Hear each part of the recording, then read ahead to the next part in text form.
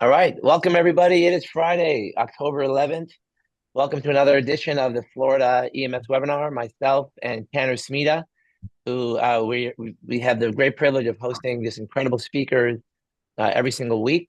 I had the privilege of hearing Jason talk several months ago, and I was floored. It was just such a great talk, and I said, please, you got to come on the Florida EMS webinar, and he agreed. So Dr. Jason Mansour is the chairman and medical director with the Department of Emergency Medicine at Broward Health Medical Center right here in Fort Lauderdale. He's been there for 18 years and does an amazing job. He treated some of my family members, so I can vouch for him personally. And it's a great topic. We have a lot of interest in this topic regarding, moving from the STEMI and STEMI to OMI. So without any further ado, Jason, thanks for joining us, and take it away, my friend. Thank you, Peter. I appreciate it. And thank you to everyone that's joining for this really important topic. For those that have heard me speak before, I love talking on these very high impact topics, these things where little subtleties to the way we practice really change and save lives. OMI is one of them. So I'm sure there are some in the audience that already know about this movement. I'm sure there are some that they're hearing about this for the first time. So I'm going to kind of just introduce the topic in the early slides, show some examples, but I'll warn you in advance that this is hard to pack into a 30-minute session. I have some links at the end for some longer videos that you could watch if you want to learn more about this topic.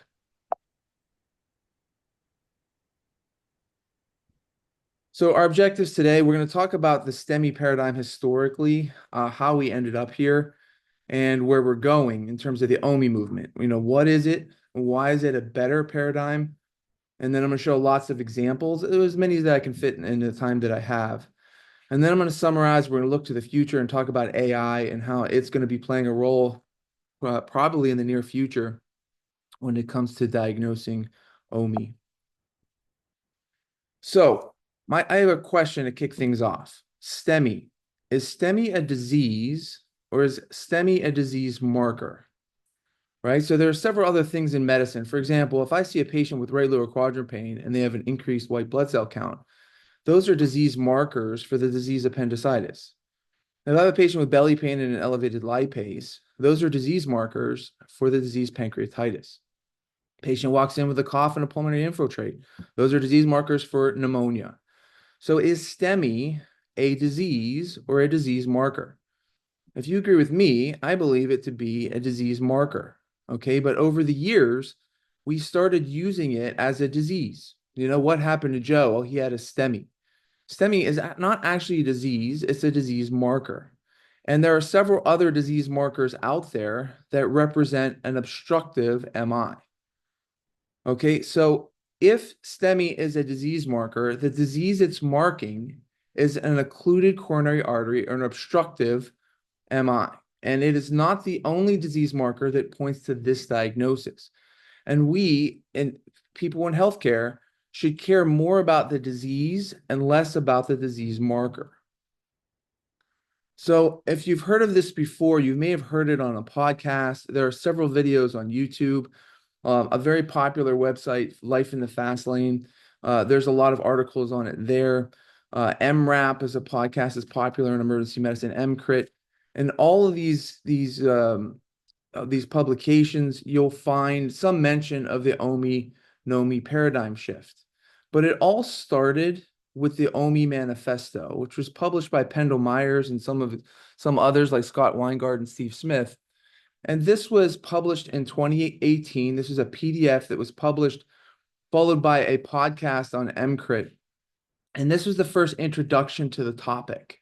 And I'll admit that I took some of the slides from the OMI Manifesto to introduce the topic to you today.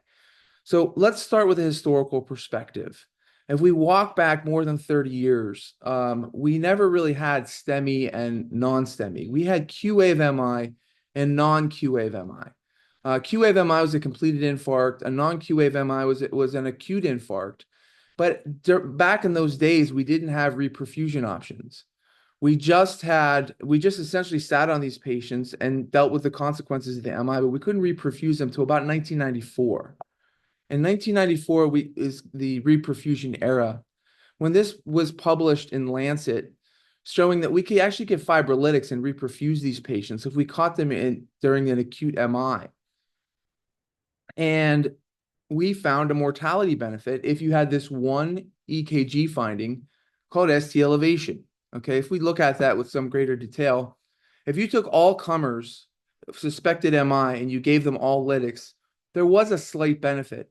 But if you took the subset of population that had ST elevation on the EKG, they had a greater benefit. It was 12.8% versus 10.4 for a number needed to treat of 42 patients. If you had ST depression or you had a normal EKG, so there was no ST segment derangement, you actually caused harm by giving those patients lytics with number needed a harm of 42 and 143. So this was the line we drew in the sand back then and said, if you have this finding, ST elevation, we should be sending those patients for reperfusion. And if you had either of these findings, you were actually harming them by reperfusing them. And I'll remind you, this is they're talking about lytics at this time. And then what have we done since then? Well, we did subtle shifts to the recommendations, but for the most part, this ST elevation finding has not gone away, right? So if you look in 2000, there were some published guidelines where we increased it to 2 millimeters. Then we brought it back to 1 millimeter, and then we had a male and female difference in V2 and V3. So there's these little subtle tweaks to ST elevation, but in general, we just accepted that if you have ST elevation, those patients should go for reperfusion. And if you didn't have ST elevation, those patients, even if we felt they may be dealing with a totally or subtotally occluded coronary artery, we weren't taking them for reperfusion if they don't have this particular finding on ECG. So if we stay with this paradigm, it would imply that every time we have ST elevation, we find a complete occlusion. And every time we lack that finding on EKG, we either have incomplete occlusion or no occlusion at all. And in a perfect world, if this was the way we should be practicing, this is how things should be. However, that's not reality. Okay, reality is that yes, if you have ST elevation, there's a significant number of those patients that have complete occlusion, but there's also a 15 to 33% false positive rate. Those patients have ST elevation, but the cause is benign early repolarization, pericarditis, bundle branch blocks, left ventricular aneurysm, left LVH, etc. We would call those false positives. They have the finding, but they don't have the disease. What I'm more worried about is the 25 to 30% that are the false negatives. These patients do not have ST elevation, but we find in the cath lab that they have a complete occlusion. Okay, in fact, less than 25% of the time that you see ST elevation is it actually an acute MI. Okay, there are more of the other diagnoses on this screen, LVH, bundle branch blocks, early repole, pacer, pericarditis, etc., that where you're seeing ST elevation, but those patients actually do not have the occluded coronary. So who are these patients, the 25 to 30% that don't have ST elevation, that have a proven occluded coronary? Those patients have other things on EKG that would suggest they have an occluded coronary. Wellen syndrome, De Winter ST T-wave, T-waves, Scarbosa criteria in the setting of left bundle branch blocks, pacers, or LVH. They have posterior MI. They have hyperacute T-waves, etc. These are ECG abnormalities that are not ST elevation, but they are certainly disease markers for a complete coronary occlusion. What does the literature say about these patients? What happens to them? Well, firstly, if they have one of these diagnoses with an occluded coronary without ST elevation, their mortality doubles. I have 3 papers here, but there's countless papers that show this. We're not taking these patients to the cath lab. In fact, it takes us 10 times longer to get them to cath, right? If they have ST elevation, on average, they're in the cath lab in 41 minutes. If they don't have ST elevation and they have an occluded coronary, so it's manifesting as one of these non-ST elevation markers, it takes us 437 minutes to get them to the cath lab. And in doing so, we double their mortality. How do we accept such poor performance? How can we sit here and sleep at night and say, we're going to allow these patients to sit when we know that we have, which is a strong suspicion, or we feel that they have an occluded coronary? Well, we don't in general. Okay, there's lots of really smart physicians out there that have been talking about this for decades. And we use certain terms like STEMI equivalent, right? We learned that a Welland syndrome or a De Winter's T wave is a STEMI equivalent. We should be sending those patients to the cath lab. Or sometimes they have some ST elevation, but they don't meet strict criteria, which means they don't have ST elevation in two contiguous leads. We might call that a subtle STEMI. And when there's lots of lectures out there, publications, you could look in the literature of these subtle STEMIs, that again, we call them a STEMI equivalent, and we try to prompt cath lab activation based on these findings. Or sometimes we call it a semi-STEMI, but we're bending ourselves into a pretzel, trying to figure out ways to draw attention to these ECG findings that should prompt emergent cath lab activation that are outside our current guidelines that say we need 1 millimeter of ST elevation and 2 contiguous leads. So with the current STEMI guidelines, there is no such thing as a false negative. Okay, take this EKG that we're looking at here. Most people would look at this and not call this a STEMI. Okay, there are some signs of ischemia here. Oh, let me go back, sorry. There are some signs of ischemia here. There's ST depression in the inferior leads. There's a little ST elevation here in AVL. There's a little ST elevation here in V2, but these are not two contiguous leads. So many folks would look at this and say they don't meet STEMI criteria, but there's signs of ischemia here. And if we admit this patient and they end up with a positive troponin ruling in for MI, they go to cath later on within 24 hours, we find an occluded coronary, we just changed the diagnosis to N-STEMI. And then everyone sleeps well at night. We didn't miss it because this is not a STEMI, and the guidelines would not say send this patient to the cath lab because it's not a STEMI. And this is why the current STEMI guidelines allow us to sleep on these patients and allow them to sit with an occluded coronary when we know it doubles their mortality. There's no such thing as a false negative because if they rule in, we just change the diagnosis to N-STEMI. So why not make the underlying pathology drive what we do with these patients? Not the disease marker, but the underlying disease, okay? Enough with STEMI and N-STEMI, and instead let's replace it with occlusion MI and non-occlusion MI. Now, under the umbrella of occlusion MI, we're still going to include STEMI. If we see STEMI, we're going to call that an OMI, simple. But there are many other things that are the disease marker for an occluded coronary that represent an occluded MI that present with something other than ST elevation. Okay, and these are lots of examples here on the slide, and I'm going to go through some of the examples during this talk, but I want to make sure we have time at the end for questions, and I'm going to share a link where I go through each one of these in great detail. But let me show you some examples. I'm going to start with the subtle STEMI or the ST elevation in one lead. So it's time to bury STEMI and all of his friends. The term STEMI equivalent, semi-STEMI, or subtle STEMI, let's bury all those terms and stop using the word STEMI in this context. And instead ask the question, does this patient have an occluded coronary occlusion that will benefit from immediate intervention? Okay, so in the OMI manifesto, which I'll give you a link at the end, they clarify a few other EKG findings that should prompt emergent cath lab activation. And over the years, we put them above the line. We call them STEMI equivalents. Let's look at the literature when they actually look at this and see if it does make a difference. So this is Pendle Myers. He's the author of the OMI manifesto. And he took a look at this and said, let's look at patients that meet OMI criteria but fail to meet STEMI criteria. Okay, so so if you look at this graph, let me simplify it for you. On this side, in the blue, you see all patients. If they met STEMI criteria, you can see their troponins, right? The kind of the dots you see there. But if they met STEMI criteria, more often than not, those patients actually had an occluded MI. In gray, you see patients that did not meet STEMI criteria, but all those dots represent their peak troponins. So there were a lot of people there that did not meet STEMI criteria that ruled in for MI. So we ended up calling them N-STEMI. But what if you took those patients and you apply OMI criteria? So the slide that I showed you before with scarbosa and posterior MI and things like that, we apply those criteria. So I'm now looking at patients that are STEMI negative, but OMI positive.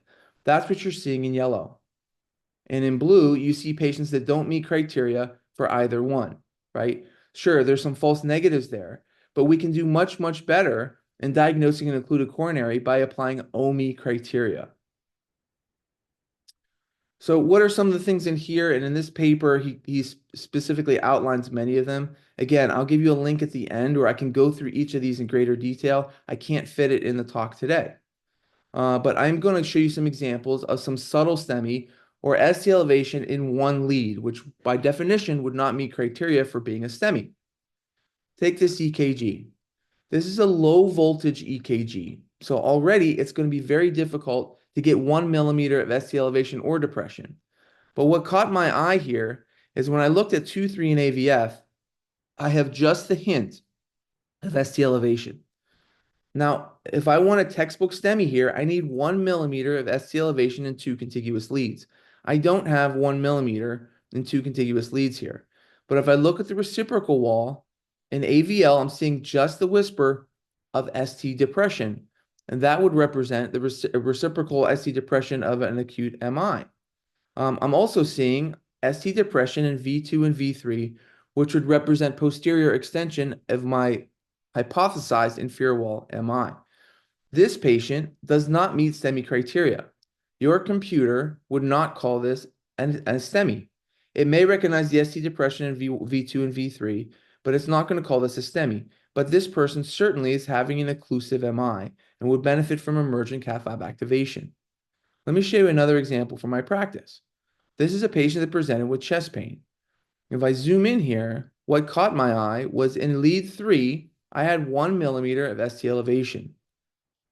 So I'm really going to scrutinize leads 2 and AVF, which are the contiguous leads, and look to see if I have ST elevation in either one.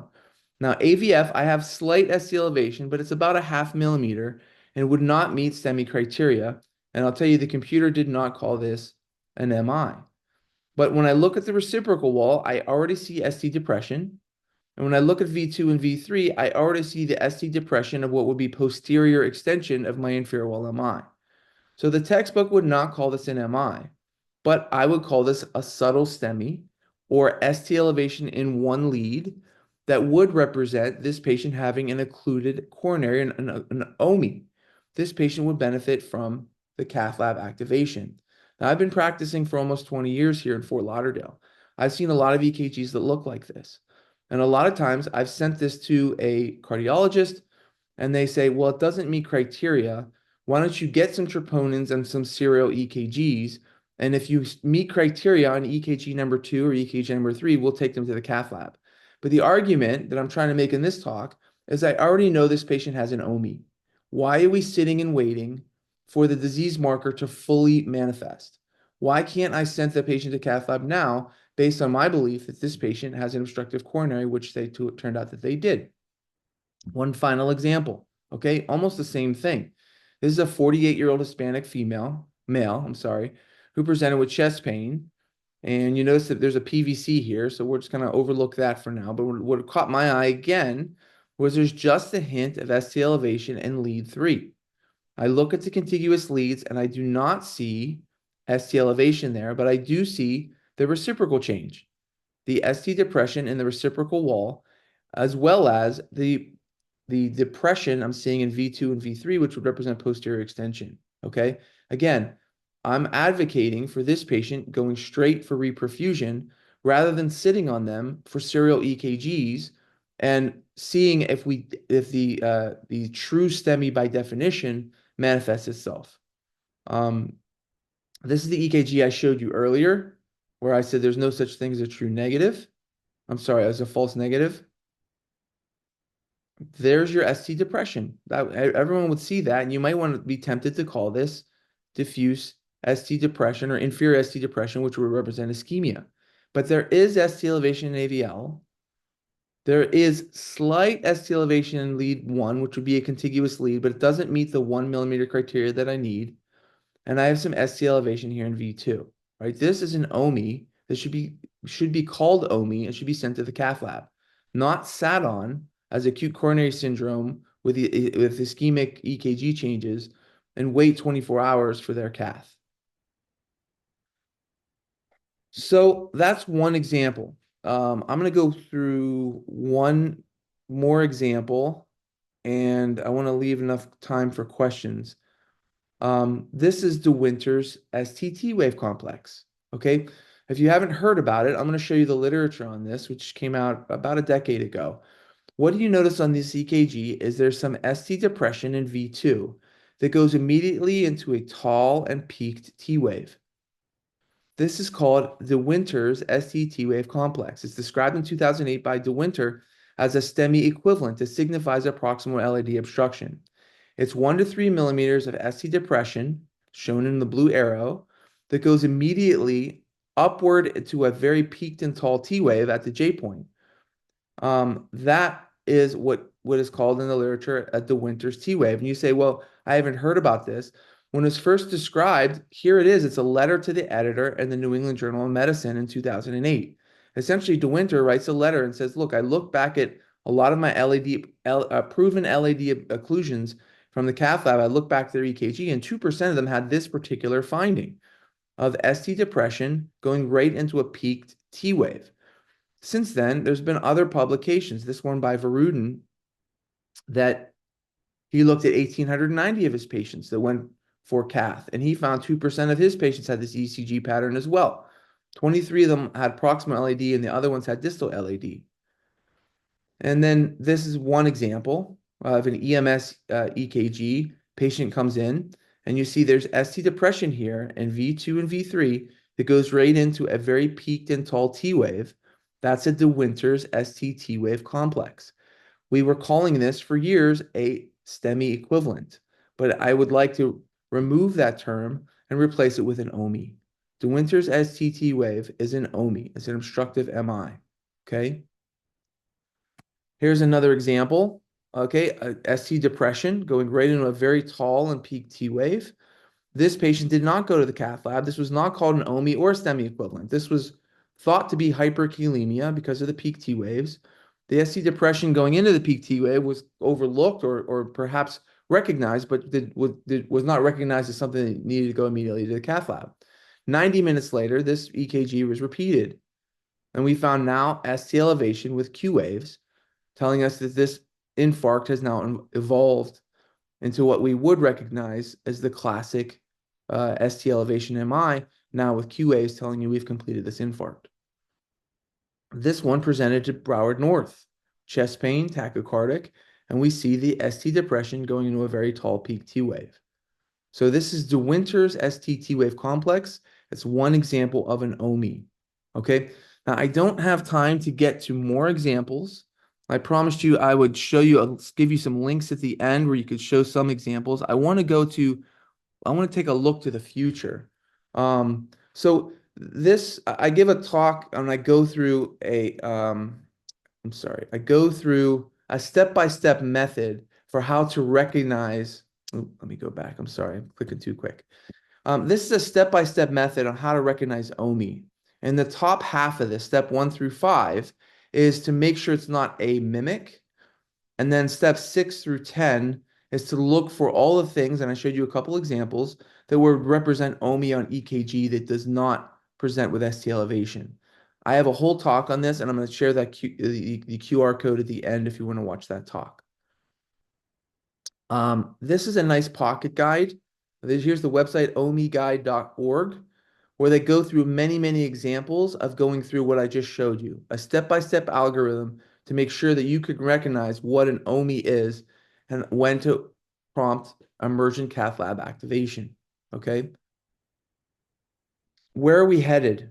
This is Steve Smith, Pendle Myers, and Robert Herman, who have created an app called PM Cardio, and it's not yet FDA approved, but it's being used overseas. And essentially, it'll allow you to take a photo of an ECG, and it applies the algorithms that I just outlined earlier, and it makes a recommendation whether or not it feels this is an OMI. So I feel like this is going to be a valuable tool that we're going to be using in the future. Right now, it's not for widespread use because it's still being looked at. That's all I have for this talk. This lecture with that stepwise approach, that 10-step approach, the 1 hour version of this talk is available with this QR code here. If you're kind of at the entry level of EKG interpretation and you want something a little simpler, this is a talk that I gave for Grand Rounds years ago, where I just talk about ST elevation and I talk about when you should worry about it representing an occluded coronary versus when it's a STEMI mimic. That's a QR code for that. I mentioned the OMI Manifesto by Pendle Myers and Steve Smith and Scott Weingart. If you'd like to read it in the PDF form, there's a QR code for that. If you want to watch the video lecture on YouTube, there's a QR code for that as well. Amazing. Jason, I will if you wouldn't mind sending me the QR codes, I will forward it to the group. But we Sure. do have a couple of minutes left. Amazing talk, and I think that it's very clear, I think, to many of us on this call, that things have to change. My question for you, and before I pass it over to Tanner, is that, in EMS, it sounded earlier like you are even having trouble within your own hospital, like many people do, with the cardiologist. If we have on the EMS side people calling an OMI and they're calling into the emergency department, um, there's always going to be that kickback from either the ED doc or the cardiologist. So how do we bridge the gap from where we've been in STEMI to this new paradigm and then extend it into EMS, if you have an answer for that? So that's a tough question. So for years, we've recognized several of these EKG patterns as being STEMI equivalents. And so I would present them to the cardiologist as a STEMI equivalent. And, I would use, I use the phrase, as you know, quite a bit. I would say to the cardiologist, as you know, the Winters complex has been shown in the New England Journal to represent an occluded LAD. And that's why I'm concerned, right? There's some finesse in terms of trying to convince another colleague to have the same urgency that you do when you're looking at EKG. I'll also say that many of these concepts start in the emergency medicine literature and they end up showing up in the cardiology literature, but it lags behind, right? A lot of this stuff starts with us in EM, and then as we validate the studies, then we start to see it show up in the ACC and AHA guidelines, and then it gets adopted more broadly. I think we're right in that kind of that valley, right? Where we've identified something here, we're getting the word out. And I've given this talk several times now on more like regionally and nationally. Correct. So And that's the word is getting out. But I feel like in the next 5 years, you're going to really see this move to the mainstream. And it'll be a lot easier to have these conversations with our colleagues when they end up in the AHA and ACC guidelines. I completely agree. Great comment. Wayne, before I get to you, let me get to Tanner, and then we'll go over to Wayne. Go ahead, Tanner. Yeah, absolutely. Yeah, thank you for the excellent presentation. I think this has intense relevance to the EMS setting, right? In terms of kind of triaging these patients to PCI capable centers, especially in rural EMS settings and systems. So I wanted to say a little bit more about the AI model that you mentioned. So I think many others in the field have been following Stephen Smith, the blog, and some of his collaborators for some time now. And they have published some validation studies of this AI that I think are really, really impressive. So in one international cohort, they found that their AI model achieved an accuracy of over 90% and a sensitivity of about 80% for occlusive MI. And which is really impressive in comparison to STEMI criteria, which only had a sensitivity of about 33%, right? And even in comparison to people that they adjudicated as kind of ECG experts, so right, cardiologists who are intensely familiar with the kind of physiology underlying ECG changes, that do these analyses of ECGs every day, have hundreds of thousands of interpretations under their belt, the AI model even outperformed them. Right. And so, I think that as we move forward with this, I think we're going to get a lot closer to ECG interpretation being more like a blood glucose test, right? Where we're recording these ECGs, we're getting an AI interpretation that is better than what, the average physician is able to provide, and then making decisions in a standardized way, kind of based on the AI decision. So I was wondering if you had any comments on that. And then also in terms of the pre-hospital setting, there actually is some pre-hospital data on this, the Queen of Hearts AI algorithm that suggested that the use of the algorithm can reduce false positives. And in that study, for like false positive STEMI activation from the pre-hospital setting, and in that study, no OMIs were missed. So yeah, just wanted to comment on that data. I'll put those papers in the chat, but wondered if you had any thoughts about AI taking this out of our hands completely. Yeah, I feel like I feel like it's never going to take it out of our hands completely, right? I think it's going to be a very valuable tool that we're going to be able to use to help influence our decisions, but ultimately we are going to be the decision makers on those. I Until I have some experience with it and I can, I have more and more confidence with it, I guess, once I've seen it being used and I'm confident that it matches what my interpretation would be. And I see the outcomes being in a positive direction. I think for right now, I'm going to remain, and I think in a healthy way, a little skeptical until I can see it with myself, right?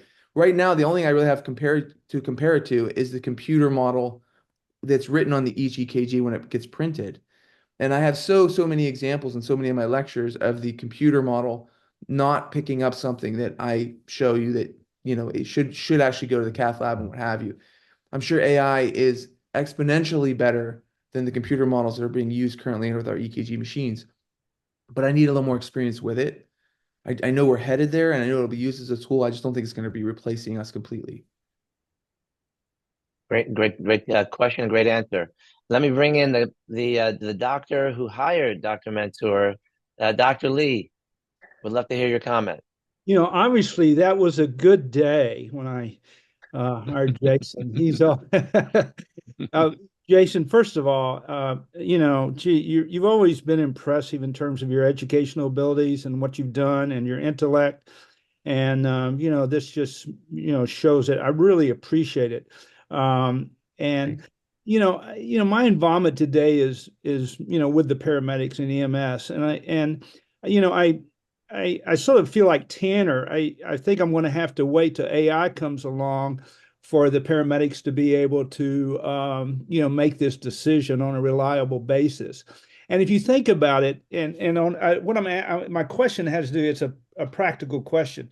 If you think about all the EMS systems in the United States and the hierarchy of those systems, from very sophisticated to not so sophisticated, and then even within the very sophisticated systems which we have down here, the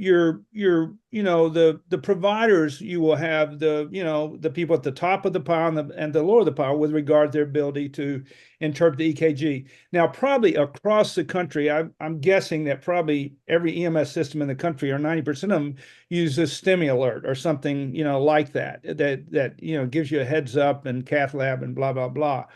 But the fact of the matter, based on what you've shown us today, is that we'll be missing a lot of stuff. And frankly, I find it very, very hard to train the paramedics on reading EKGs. First of all, I don't think I can read them very well compared to you, but I find that very, very challenging. And not only it's not based on their capabilities or their intelligence, it's based on we have this dynamic affair where we have people coming and going and leaving and so on and so forth. So my question to you really is, how can we translate?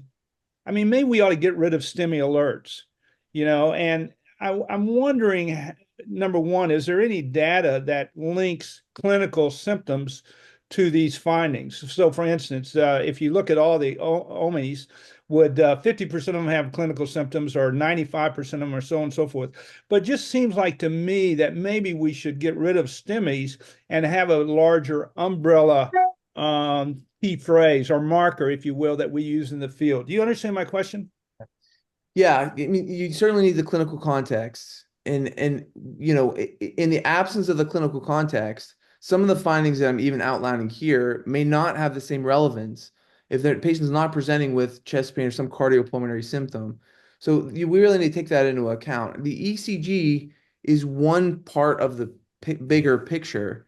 When these patients are presenting to us as clinicians, and that could be pre-hospital or in the hospital. What I'm hoping for is that we empower both pre-hospital and hospital personnel to recognize these other manifestations of an obstructive MI and not make it so binary, right? It's either ST elevation or no ST elevation. ST elevation, we do this. If it's not there, we don't do this. And say, here's a collection of EKGs that would represent an obstructive MI that we should recognize as such. And in the right clinical context, we should increase the urgency of how we manage those patients and not make it seem like everything hinges on this one particular finding. I think that's the goal here. No, trying to train all of pre-hospital personnel and hospital personnel to recognize every possible OMI, you're right, is a tall task. I will say that I feel like we could trim the fat in EKG training. I feel like we bog people down with some information that is less relevant, not life or death information. And I feel like maybe we could shift the focus and in EKG training, say, hey, here's ST elevation. Here's a few other things that we think you should know about, you should recognize, both pre-hospital and in the hospital, and increase the urgency on how we manage them. It's definitely, yeah, go ahead, Wayne. No, I just, I guess, I don't know. It's for me, the EKG reading quote is, and I want to be careful not to insult our providers because I think, you probably have the same problem with our ER docs, to some degree. But at the same time, I find it just very frustrating and we only have a limited amount of time for training. We have the arena for EMS, the things that we do that we are held responsible for today is expanding on a daily basis. So we have limited time for, everything. And so somehow I just feel like that, we probably should cast a larger net that's not based on the EKG interpretation. Mm-hmm. Yeah. Well, I think that just to kind of circle back around, once the AI model, which sounds like it's very close to being implemented, I think it'll manifest, in a way that'll allow medical directors and other folks to just say, we're going to use this AI tool, and we're going to be 90% correct, and we're just going to use that as the basis for it. How far away are we from that? I know, Jason, you have a shift to go to, but how far away are we from that, do you think, where the Zolls and the life packs of the world are going to have this model? They're going to buy it from the guys, right? And they're going to implement it into the machine. And the machine is just going to say percentage of OMI, 87%. And then we're just going to call it in. How far are we from that? 2 years or less? I mean, I can't say for sure. I know that I downloaded the AI app to try to just play around with it. And it was asking me where I practice and what have you, because I don't think that's ready for mainstream here. But that was probably, I don't know, 6 or 8 months ago. I'm sure things are moving really rapidly. And I do think you're right. I think this is going to be another tool that we're using widespread with Zoll or one of the other ones, where we'll be able to rely on its interpretation to improve our decision making. Again, I don't know if it's ever going to completely replace, but it's going to make us all better. Awesome. All right. Well, I know you have a shift to go to. Great talk. We're going to put it up on the YouTube channel. For those of you who are not on the channel, go to the Florida NA EMSP YouTube channel, subscribe, and keep coming back here every Friday, 11 a.m. Jason, thank you so much for a wonderful talk. And we're going to put those links up so everyone can watch the other talks as well. Have a great shift and stay safe, everybody. Thank you. Thank you, Jason.